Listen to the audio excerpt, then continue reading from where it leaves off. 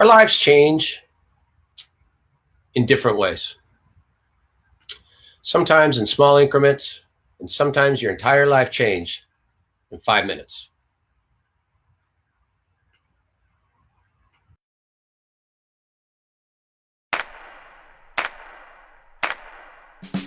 I'm a Venice, California-born, Los Angeles-based sports fan, one that has played, coached, announced, and promoted sports my whole life. My love affair with sports started in my own backyard and has led me to this podcast. Thanks to the support of the Amateur Athletic Union in East Bay, I'm excited to bring you Sports Stories with Denny Lennon. Coming to you live from Los Angeles, it's the top-rated show in the Centinela Adobe Corridor, operating in the shadow of LAX out of the 7428 studio, where Jimbo is at the controls and Buck takes a nap until he's got to take a crap. It's Facebook Live at 5. Hey, everybody. We got a good one today. Dwier Brown bringing in his book, and we're going to discuss that, his role in Field of Dreams, and his book, If You Build It. If there's a 5-minute scene he does, and it's a part of cinematic history.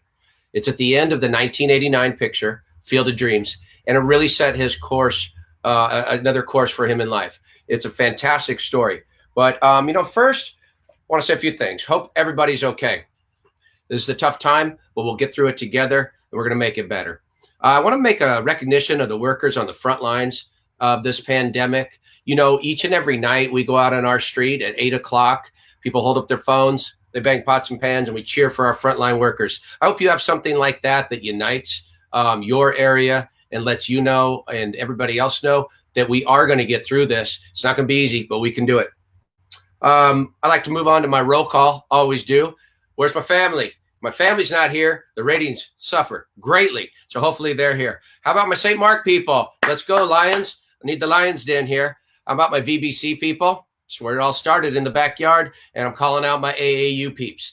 Also decided this week to start calling out the top states that are supporting, because, we get the analytics and we know we're doing well in Los Angeles and California. But how about we take a roll call of some of those? First out, coming in 5th place, outside of California, of course, Big Blue, Michigan. Thanks, Michigan. The Tigers and Missouri, right there. Way to go, Mizzou. How about Oklahoma? My Boomer Sooners in the house. And finally, number 2, Florida.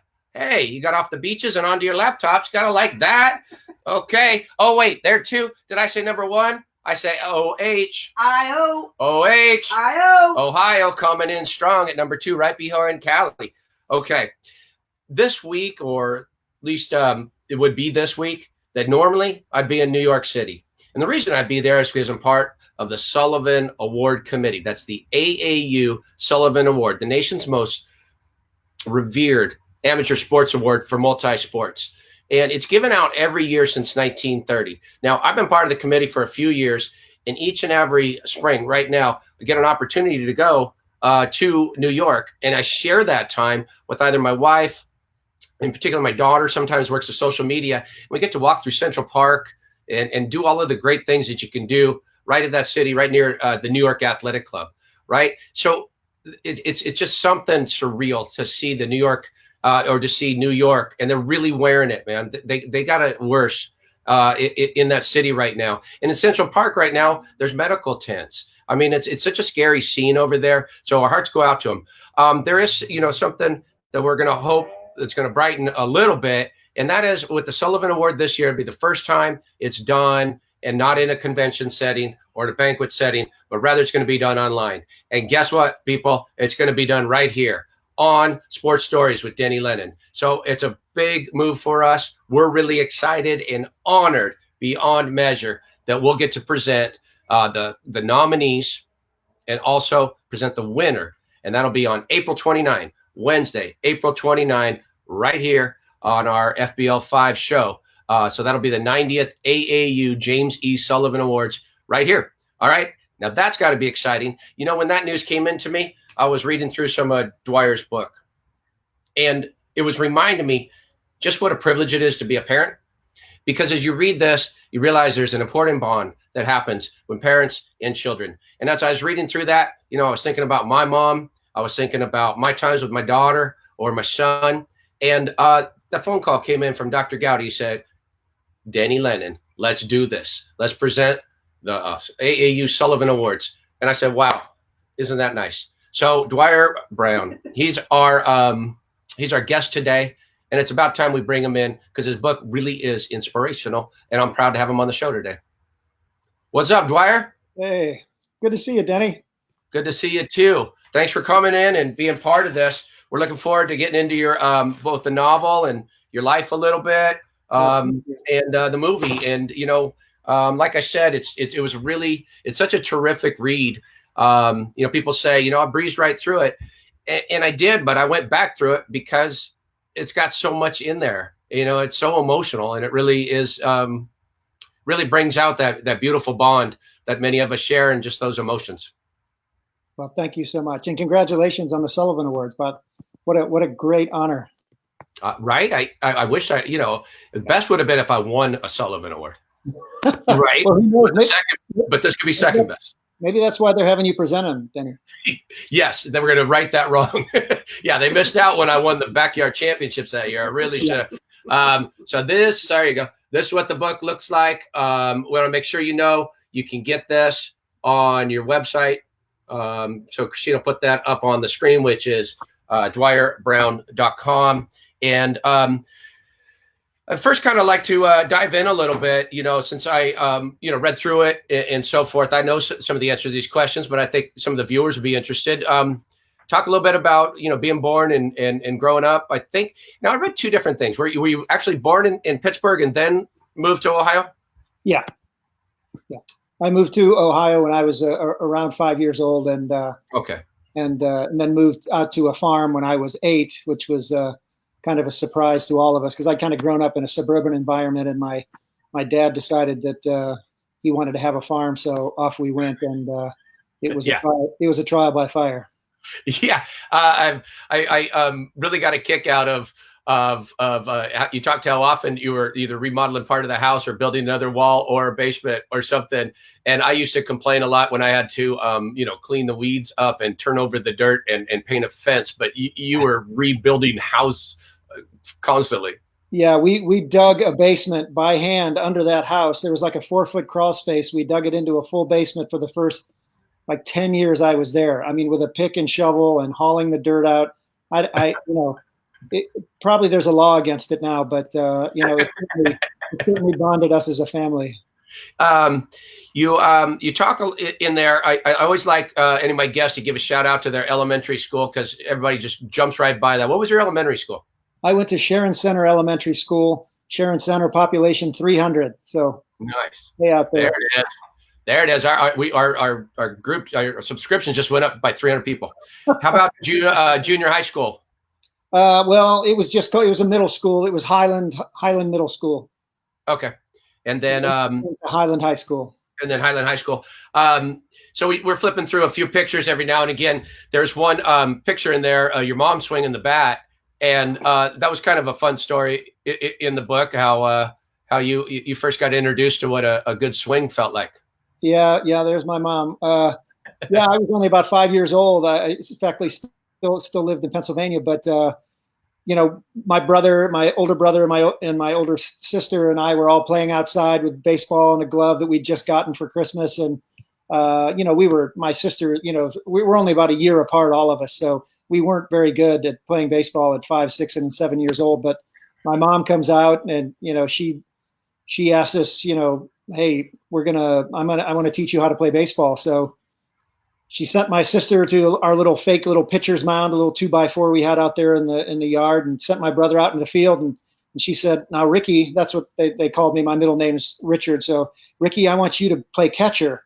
And so, at the time, I didn't realize she was putting me behind her to kind of protect me in case, she hit the ball at me and knocked me out. So, I thought, wow, great idea, Mom. So, I'm crouching in behind her there, and she steps up, and my sister winds up and throws a pitch, and my mom swings, and like a shock went off in my head, and I'm looking up at the sky, and anyway, my mom suddenly's face is over me, backgrounded by the sky, and she's like, "Are you okay, Ricky?" And Anyway, what happened is she had swung so hard it gone all the way around, and I was a little too close to her, not knowing what I was doing, and she hit me in the mouth with the baseball bat. Yeah. My dad was at work, so we didn't have a car at home. She had to go to the neighbors. We had just moved to this place, so she had to carry her bleeding child to the neighbor and plead with them to drive us to the hospital. So that was my first experience with baseball. I ended up with 9 stitches inside my left cheek, and that was to be the beginning of a great career in baseball. Yeah, exactly. I was going to say, the fact that you didn't run away is a good sign.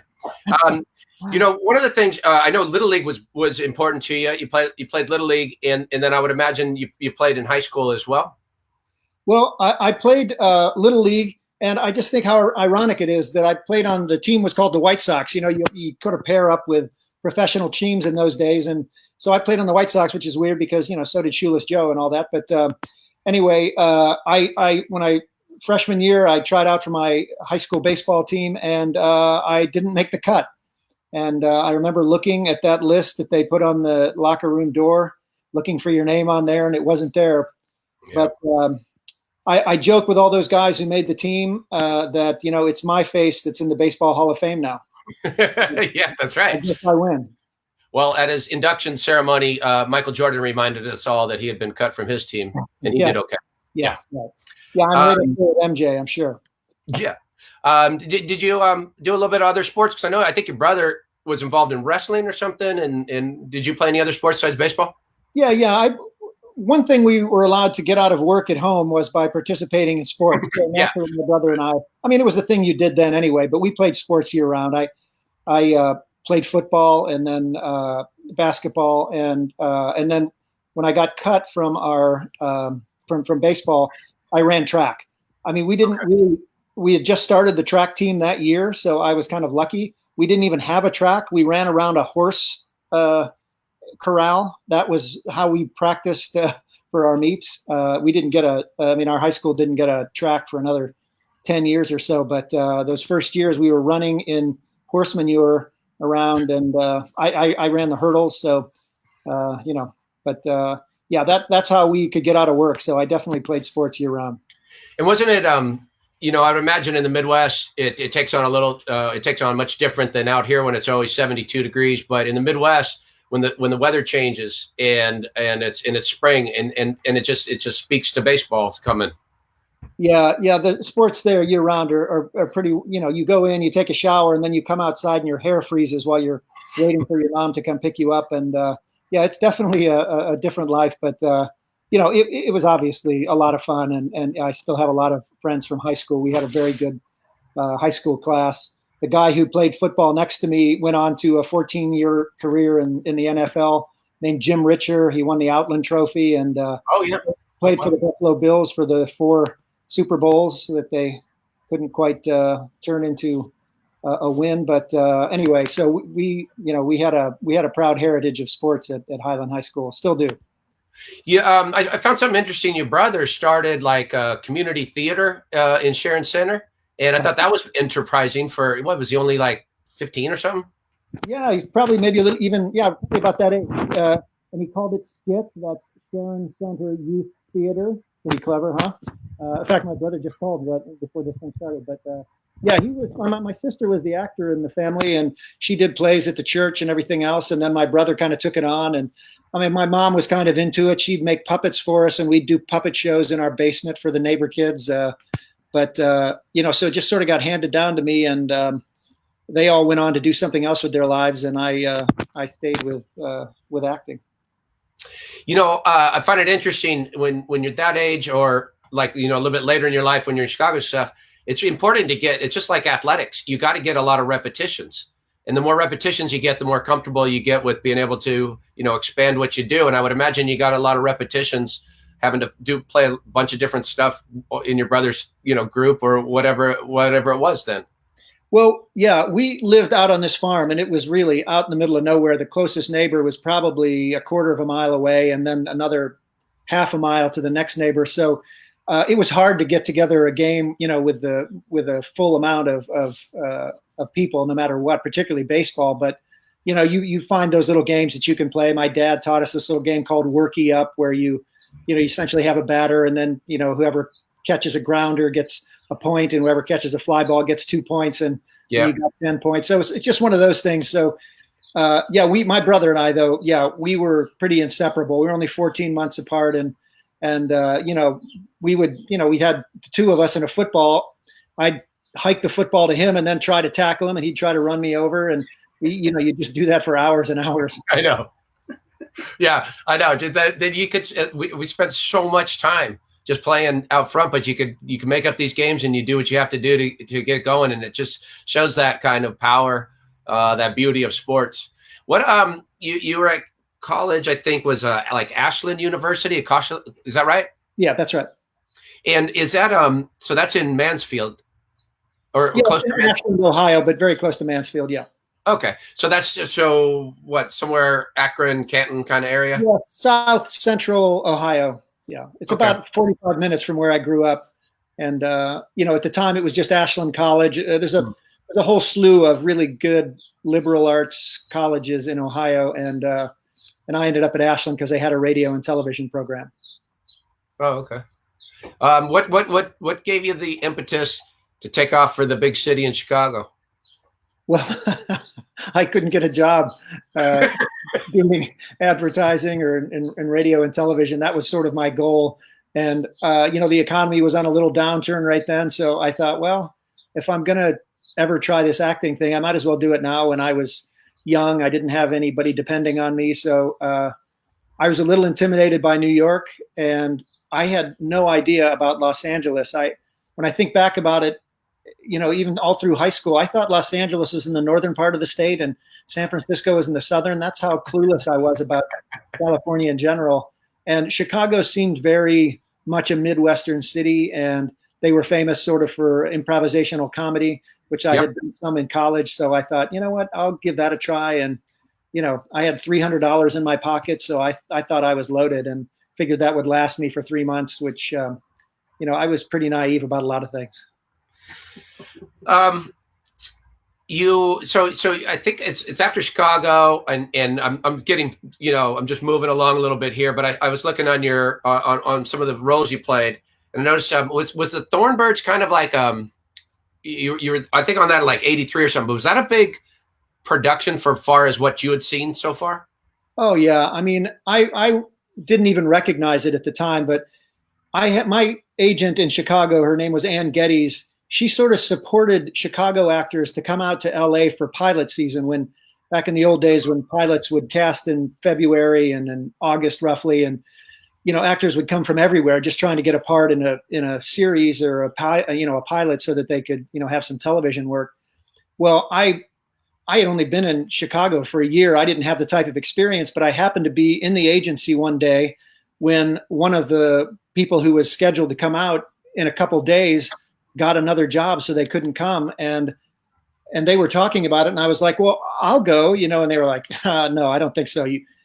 So they said, hey, can you, I finally convinced them. They said, okay, if you go if you can do a monologue for us in a half an hour, then, and it's good enough, then we'll put you on tape and send you out to California. So I ran out into the hallway of the John Hancock building in Chicago, and I wrote a monologue and then ran in and performed it for them. And they thought, well, this is pretty good. Okay, you can go to LA. So out I came. Anyway, it was on that 6-week trip to LA, and we stayed at the Oakwood Garden Apartments on Woodman Avenue in Sherman Oaks. I know. And I ended up getting cast, or at least getting through the first audition for the Thornbirds. And when I went back to Chicago, they called and wanted to see me again. So off I went, and I ended up getting the part playing Stuart Cleary in the miniseries. And it was just it was just such a huge thing, because in show business, if you can get in a show that everybody knows about, like if I had been cast in Tiger King right now. Oh, look out. That was it took some a leap to go make that tape, and a little bit of hustle and some belief in yourself. Where's that come from? That kind of like, okay, let's just do this and throw my name in the hat, because a lot of times people don't take that leap. Yeah, I'm curious about that myself, because I think I think my entire career, I could have done much better if I'd had a little more confidence.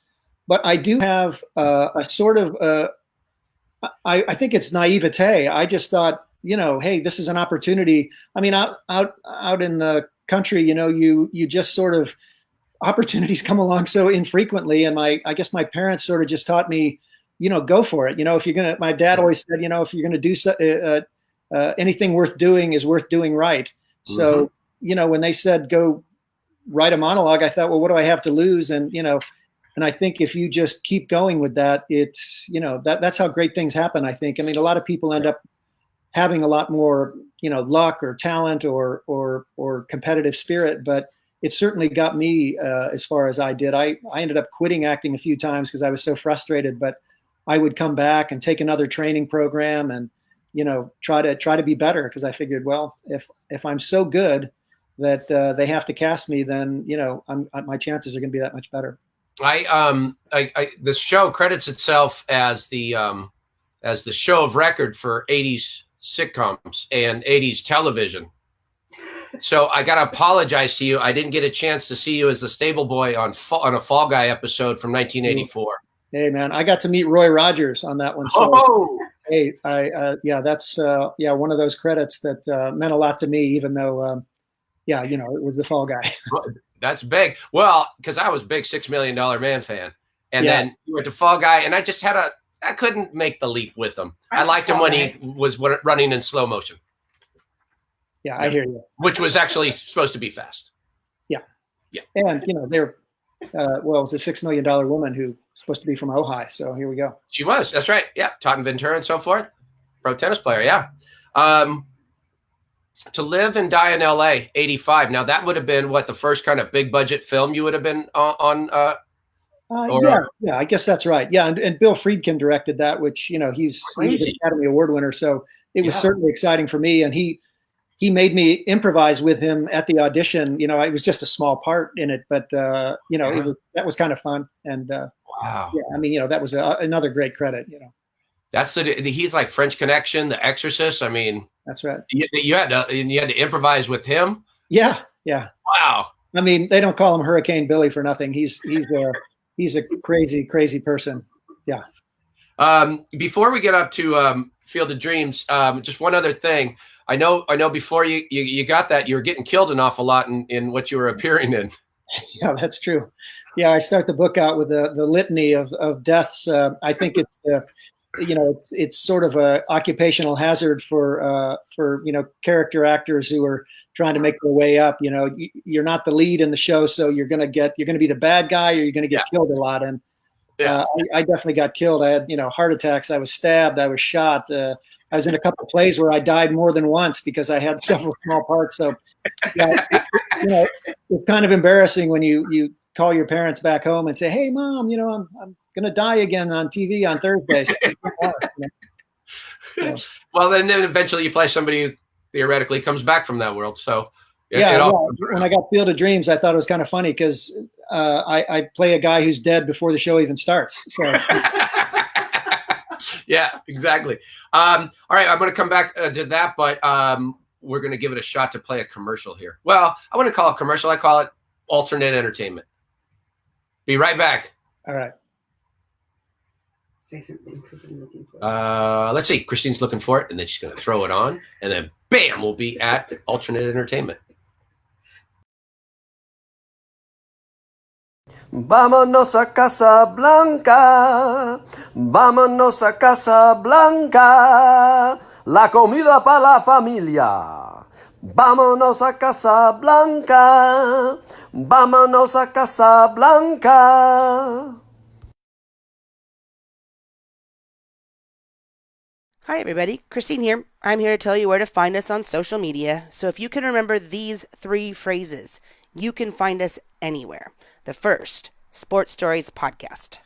The second, Sports Stories with Denny Lennon. That's Denny like the restaurant, Lennon like the Beatle, or Sports Stories DL. We're on Instagram, we're on Twitter, we're on Apple, Spotify, iHeartRadio, YouTube, and of course here on Facebook.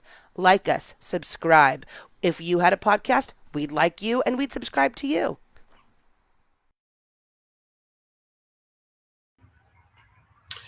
All right, we're back, and let's bring back in our guest. Remember, we're talking about the book "If You Build It" from Dwier Brown. Great book. I really did enjoy it. There's parts of it, Dwier. One of the books I read to my children often when they were little was Pablo Coelho's The Alchemist, and the beauty of like just the soul of the world will take care of you if your pursuit is noble. And there was just, I felt that kind of that same feeling when I first read that book, and especially when I read it to my kids when they were younger. I kind of felt that like as you started to bump into people throughout your life, how good storytelling brought out that kind of emotion. Well, you're very kind to include me with that book, but yeah, I always wanted to write a book, and I tried to write it. I tried to write it from my sort of naive farm boy point of view, because that way you sort of see the world as it was opening up to me. And, I just had so many great things happen to me, and such good luck in show business, I think. And, so I'm glad that you enjoyed it. Thank you. So you've been getting killed a lot in your plays and in movies and TV. And then you saw the script, and you had previously been introduced to the book by W.P.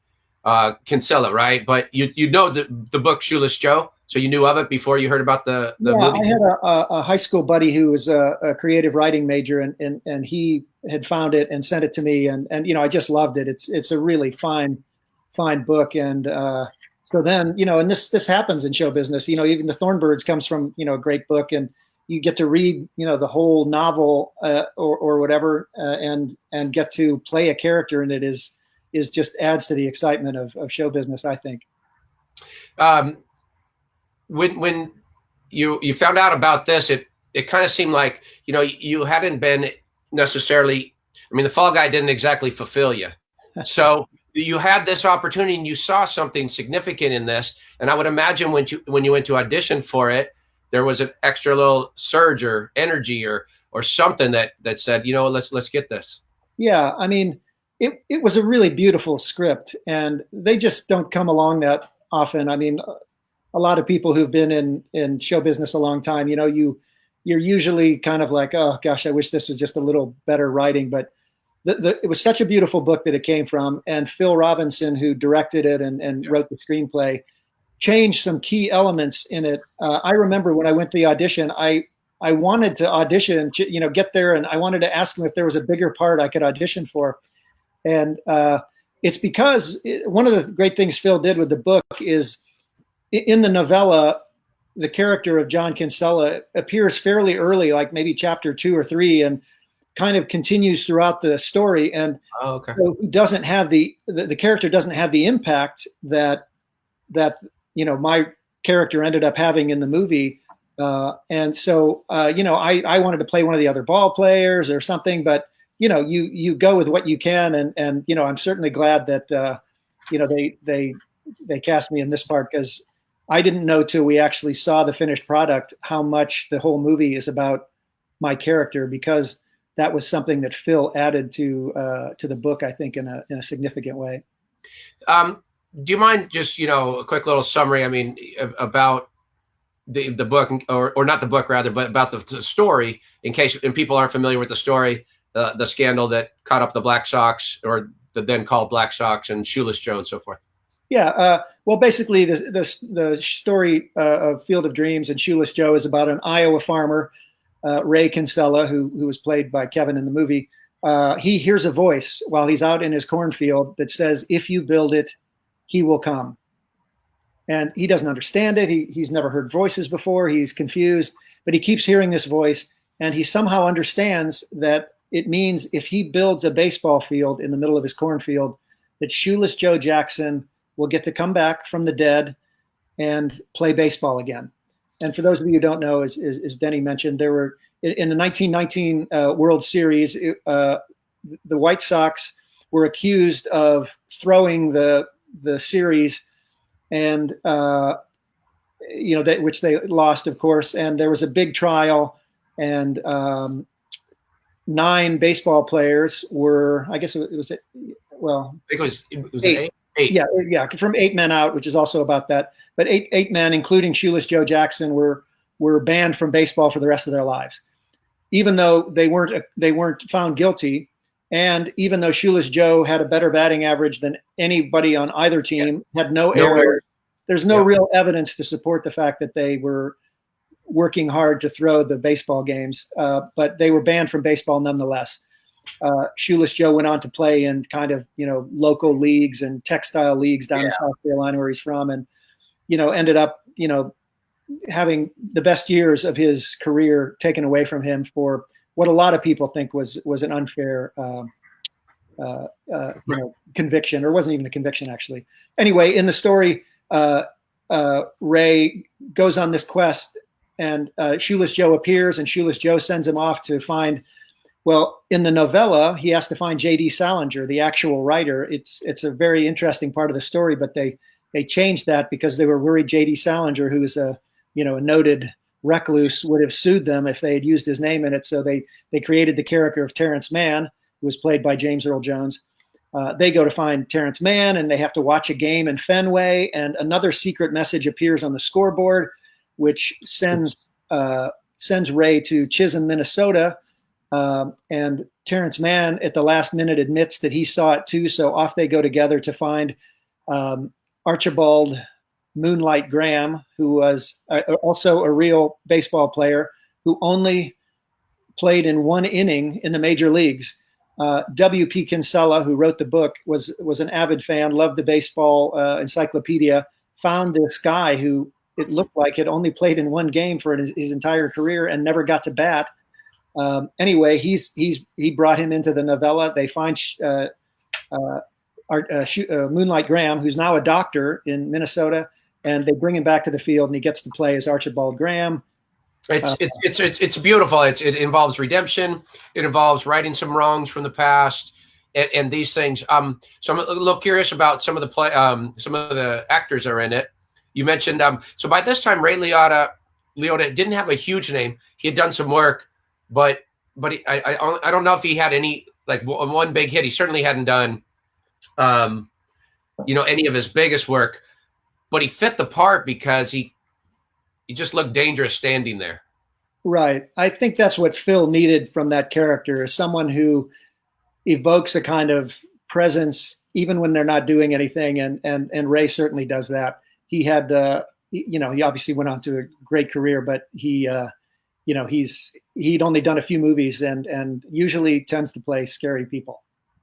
And then you got a chance to meet Burt Lancaster, who I found it interesting. You were always enamored with guys like Jimmy Stewart and Burt Lancaster and some of the greats from that era. And here he is. You get to meet one of these guys. Yeah, that was just such a joy. And I was only originally hired to be in the movie. I had a 3-day contract for Field of Dreams. I ended up staying for 2 weeks, and I could talk about that later. But I just happened to be, one of my first days was Burt Lancaster's last day, so I just desperately wanted to say hello at least. This is just, he was an idol of mine, and he was.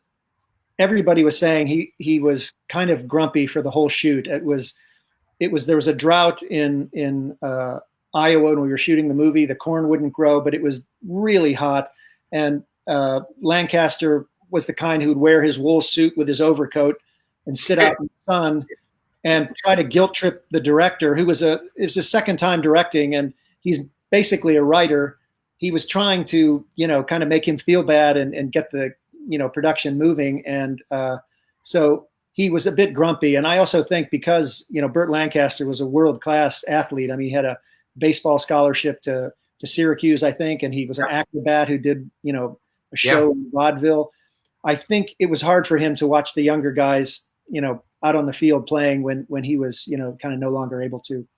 And anyway, so he was kind of, everybody was saying, please don't go near Burt. He'll chew your head off. And I just couldn't help myself. And fortunately, he was very, very nice. And we just had a very, I got to tell him how much I admired him. And, he gave me the little wink. And nice. Anyway, it was great.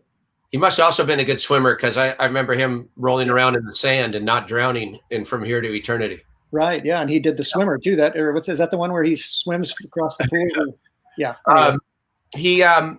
The other things that were interesting, you mentioned that there was a drought going on in Iowa at that time. And so there was this concern. But the guy who owned the place was Don Lansing. And he owned the farm, and he kind of benefited on some level because he got his house remodeled, and then his corn grew when everybody else was taking a hit because they put so much extra effort into that. Yeah, that's true. I think Don Lansing was the guy whose life changed even more than mine by the movie, picking his farm out of a million farms. I mean, they were actually going to shoot the movie in Canada because at the time, I don't know if you remember, but the dollar was very strong in Canada, and a lot of productions were going up to Vancouver, and they were going to shoot this at a farm in Ontario, and it was, just hours away from being a done deal, and somebody sent up another videotape of flybys of farms in Iowa, and Phil chose this one instead. But this guy was a bachelor who was living in the house he had been born in, but living there alone, and it was trashed. I mean, he was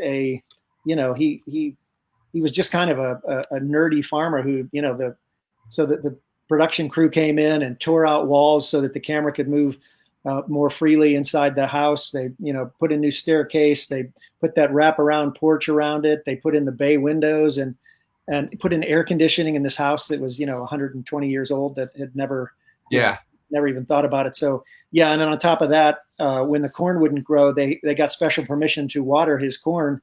And so, the other local farmers around were pretty jealous. I'll bet.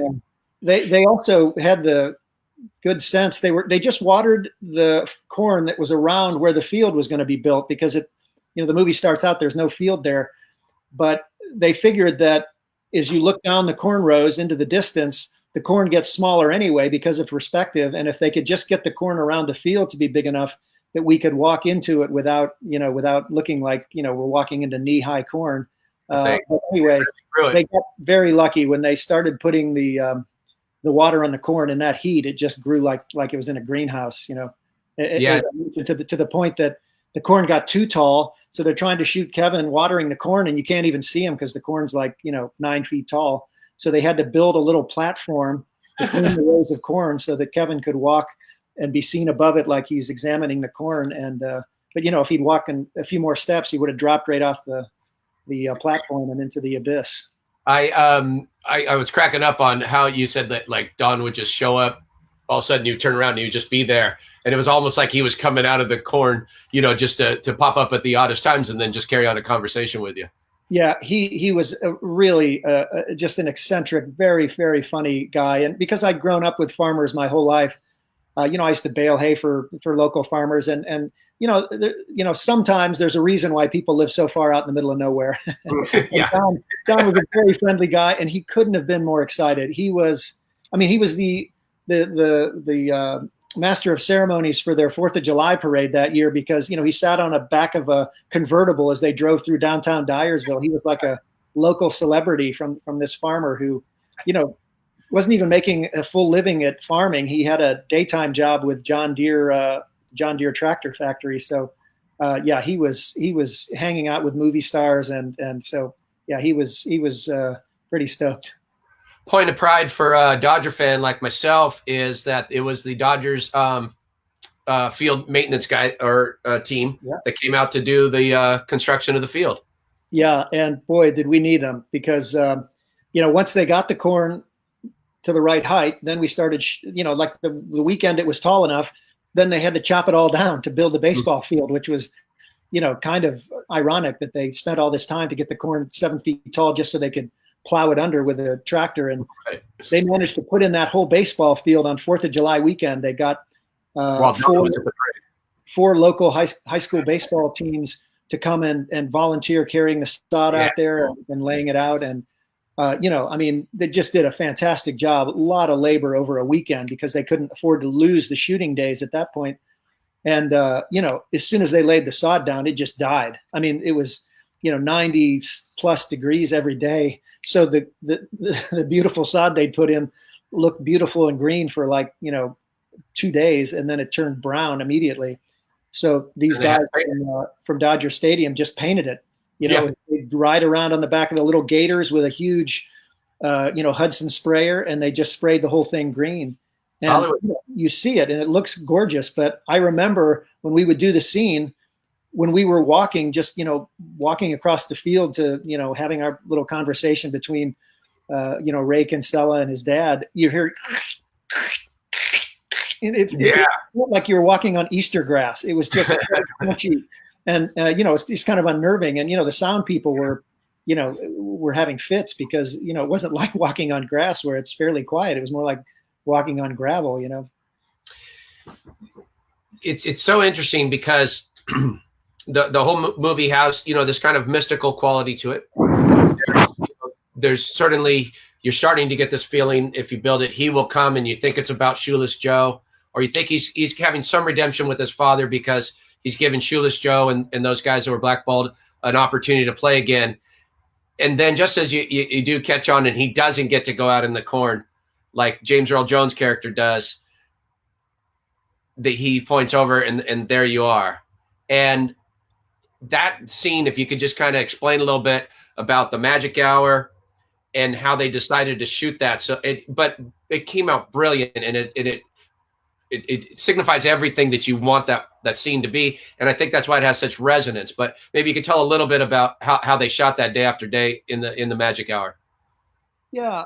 Like I said, I'd been hired for 3 days. They were just going to shoot that scene just like any other scene and, down and dirty and get it done. But when I got there, they were already way behind shooting because the corn wouldn't grow, and they had to shoot everything that didn't involve corn and try to wait for the corn to arrive. And among those decisions, they decided to shoot that scene at magic hour, which is that 15 minutes of golden light just after sunset. So that meant that, we could only shoot a little chunk of it every day. It's only a 6-minute scene, but it takes quite a bit longer than that, obviously, to shoot it. So they would be shooting inside the house, and it would get close to sunset, and the production, coordinator would tell everybody, okay, out to the field, and the whole crew would run out there and set up the dolly track or, put up reflectors and all that kind of stuff. And then we'd get everything set up. We'd rehearse it a couple times, and then we'd just wait for just after the sun would go down. And John Lindley, who was the DP, would be checking his light meter. And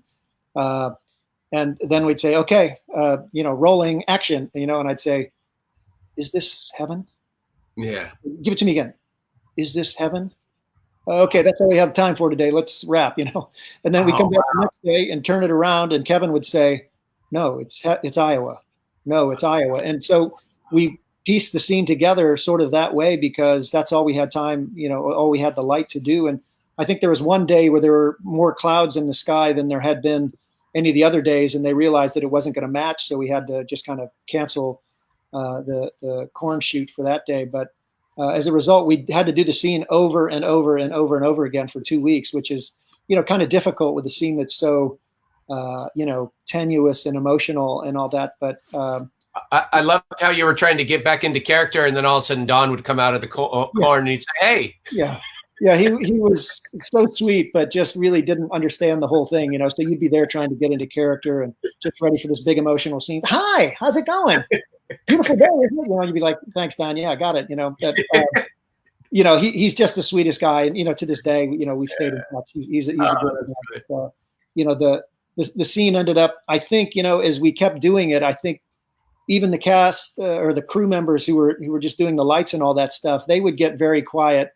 Because I think, they started to realize that this was the kind of pivotal moment. And I think everybody who was living in Iowa when they wanted to be back home in LA or New York, they were missing people and missing their dads. And I think they all sort of felt that their own dads were there. And so they were really generous with Kevin and I when we would shoot that scene. Everybody would be very, very respectful. And, and I think they're bringing their fathers to the scene helped give that scene more resonance, in the final product.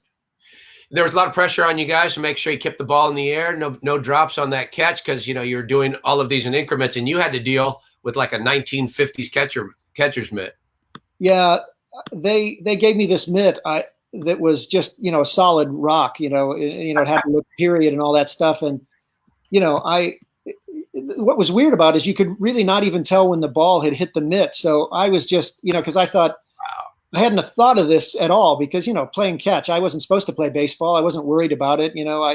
I went to the batting cage a few times, but I wasn't too concerned about it. But then I suddenly realized, like, what if they build this whole movie, and everybody's getting emotional and there's the father, oh my gosh. And then they throw the ball to me and hits the mitt and drops. And I'm like, like, what an idiot I would have looked like.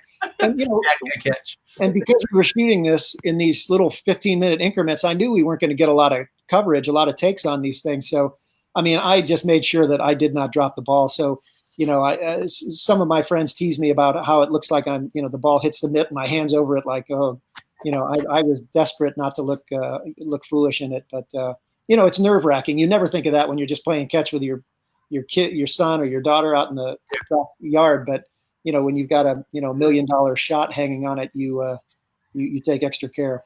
There's what's okay. So then this pivotal scene, the wonderful scene they shot of all the cars coming, they're brilliant how they do that. It's really detailed well in the book. But then I think you get a inkling of what's going on because you go and you stand in the back of a theater and watch it one time and you see the emotion that comes out. So, all of that effort paid off, and it really does have this crazy resonance with people that watch it. And you got to see that firsthand. And even right now, I'm watching the comments that are coming by, and somebody said they met you in Hudson Valley and had a catch. Somebody else says my dad was a little league coach, and you could just see people connected so strongly with that. And then it started to really follow you in your life. Yeah, it was a very strange experience. I'd, been acting for 9 or 10 years when that happened. But it wasn't the type of role, generally speaking, that I'd get, recognized in public. Even Stuart Cleary in the Thornbirds was that was a very popular miniseries. But it was only after Field of Dreams that, I would just have people kind of eyeing me from across a store or something. And I would thinking like, oh gosh, do I know that person? And they'd come over and they'd be like, did we go to high school together? And I said, I don't know. I went to high school in Ohio. I doubt it. And then they'd be, oh my, are you an actor? You were in Field of Dreams, weren't you? You were the father. And, and I'd be like, yeah, this would be years later. I just couldn't believe people had that kind of memory for faces or something. And frequently it would go into a very touching story about their fathers and how that movie reminds them, every year they watch it to be beginning of baseball season. And, because my father had died just 30 days before I went to go shoot the movie, it made those encounters that much more resonant for me because I felt like it was my dad's way of checking in with me, through somebody else. And, I still get emotional. A lot of these guys, I see them at ballparks and everybody's just having a good time watching a minor league baseball game. And, people break out these stories that, I wonder if they've ever told anybody before. And for some reason, because of my place in that movie, they feel like we have this rapport and that, they need to tell me about their dad because, I substituted for their dad after he was gone or whatever. It's very touching. And some really moving revelations that might have never came out had that movie not prompted this. So whether it's a woman who goes with who she thinks is her uncle, who's been there her whole life because she thinks her father died in the war, in the Vietnam War, but in fact he is her father, and finally admits it to her for reasons he had to keep that hidden, or a son is able to come out to his father and say I'm gay, or somebody and it's story after story, and it's so beautiful because that somehow that scene just triggers that emotion, and it allows for that father son or daughter father or whatever to make that leap. Yeah. What's interesting is for the 25 years, I thought that this was happening to James Earl and to Phil Robinson, the director, and Kevin and stuff, that people were coming up and it only when I was getting around to writing the book that I realized, well, if you run into Kevin Costner somewhere, there's a dozen movies you want to talk to him about, and and James Earl the same way. But for me, even though I've done 100 other shows, this is the one that resonates. So, and because those guys did such a great job of opening the audience's heart, and then I just kind of take my catcher's mask off and and walk right into their hearts. I think it's my face that they associate with that moment, which is just great good luck on my part. But it made it feel more important that I write the book and kind of try to share some of those stories and the effect that it's had on me, and clearly has had on a lot of people who've seen the movie. Absolutely. So yeah, I really encourage everybody to get and read the book. It's beautiful as you go through it. So I want to go over a few other things, if you don't mind. Maybe a few questions. We like to give some rapid fire questions to our guests and those kind of things. Get to know you a little bit better. You okay with that? Yeah. Hi, John. Hi, Gino, Tim, Sean. I remember you guys out there from all across the country. So thanks for tuning in. Go ahead. Nice. All right. I think I'm ready. You ready? Yeah. Here we go. What was your first pet? Eula, a German Shepherd. Fair enough. Favorite sports team growing up? Indians, and all the Cleveland teams, Cavaliers. Yeah. Nice. All right. You have a nickname besides what we know? I also loved the Minnesota Vikings for no good reason other than the Purple People Eaters, I guess. Purple People Eaters, absolutely. Nickname. I got called Dwier guy when I was in high school. Okay, fair enough. Favorite board game growing up? Ooh, favorite board game. Gosh, I guess we had one called Rich Uncle. I don't know if you guys even heard of it. Favorite main dish? Now or ever? Main dish. Gosh. Wow. Well, my neighbor makes a chicken dish with morel mushrooms, but that was when I was a kid. My favorite dish probably would have been soft pretzels. I don't know if that's a dish, but that's what I loved. It could be. My wife Christine's got chicken and dumplings ready for us when we're done here. Ooh, solid. Is it virtual? Can I have some here? I know. We should be able to send that over like Carlos sends over Casablanca to people's houses. Beauty. Favorite dessert? Gosh, dessert. I should have been thinking about all this. I don't give a minute. Rapid fire. Let's see here. Rapid fire, exactly. I like pie. I like tart cherry pie. That's probably my favorite dessert. All right. How about a favorite movie? Wow. Favorite movie. I mean, I love It's a Wonderful Life. I guess that's what I'll go with. Yeah, I saw that in there. Got a favorite musical group? Venice. Ah, nice. Just pump the ratings again. Hey, since you mentioned that, where did you live in Venice? I'm just curious. I saw that. Where? I lived 3 different places. I lived on Brooks, 29 and a half Brooks. The house is still there. I lived on Dudley Court. It's that weird. Oh, building. yeah. It's a really cool old brick building. The bed pulled out of a drawer that was under the bathroom. It was really cool. One of the producers of this show that works with me is part of the Rice family, and they live right there. Yeah. Okay. And then I lived on San Juan, just on the other side of ocean. Okay. Yeah, sometimes I loved Venice. One of your producers. So, that's funny. One of the producers just wrote in, how do you feel about LeBron going to the Lakers? I was very happy. I mean, LeBron, he played at Akron, in Akron. That's where my dad worked. That's a half hour from my house. In fact, a guy I went to high school with and lifeguarded with in Ohio, his son got to guard LeBron in high school. I mean, he got, killed. But, he played at, LeBron played at St. Vincent St. Mary. And so I'm 2 degrees of separation from LeBron, but I really admire him, and I think he's done great things for Akron, certainly, and for basketball. You got a favorite author? Gosh, author. I like Bill Maxwell. I like who's the guy who wrote Devil in the White City? Erickson. Yeah.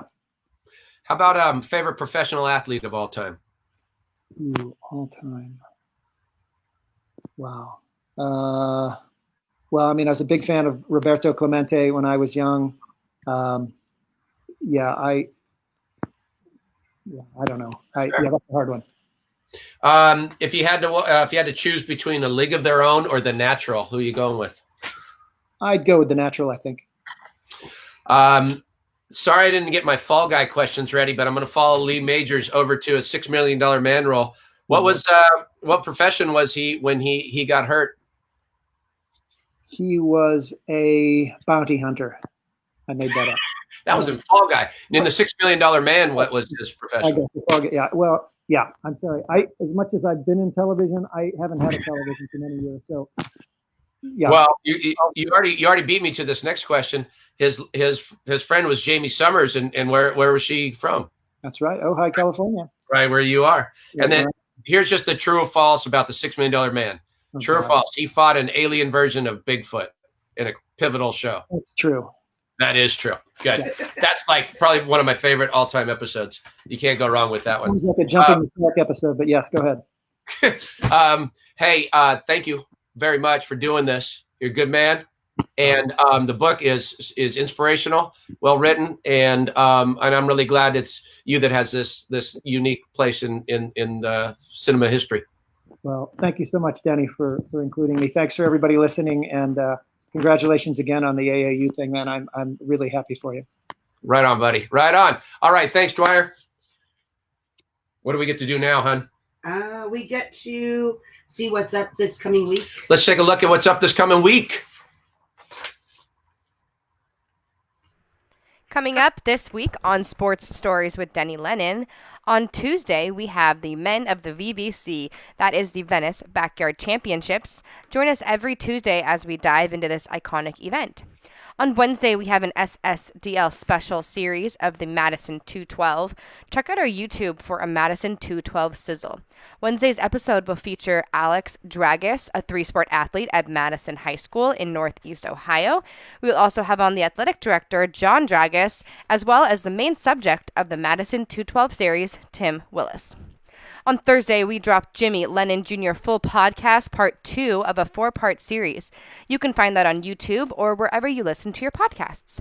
Finally, joining Friday's show in advance of his appearance for his Facebook Live on Monday, we will have New York Times bestselling author Wesley King, who's the writer behind the Kobe Bryant created book series, the Wizenard series. Joining him will be Tim Leary, LA Dodgers 1988 World Champion pitcher. So we have an incredible lineup this week, and we hope you will join us for all of our Facebook Live F5s. Coming up next Wednesday, Sports Stories with Denny Lennon is pleased and honored to have been chosen to present the candidates and the winner of the 90th Annual AAU Sullivan Awards. Please join us Wednesday, April 29th at 5 p.m. Pacific Standard Time. Mark your calendars now.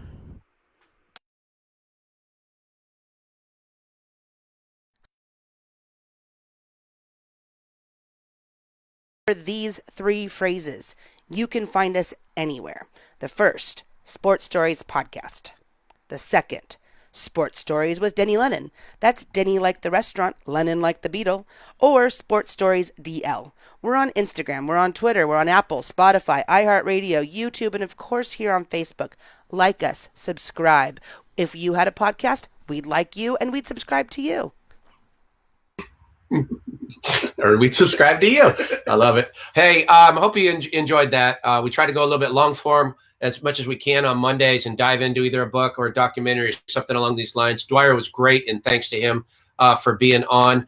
We try not to leave you without some real class entertainment, and that's from Box Cobbler Entertainment, who we've signed a long-term deal with. So he's just enjoying. It's 420, everybody, and we hope you enjoyed that. And thank you for being here. We're going to see you tomorrow on Facebook Live at 5.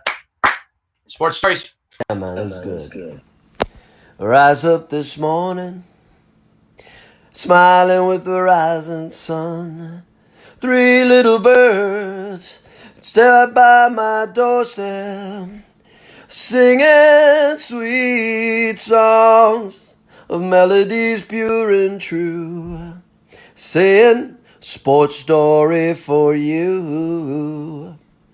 Don't worry about a thing, 'cause sports stories gonna be alright.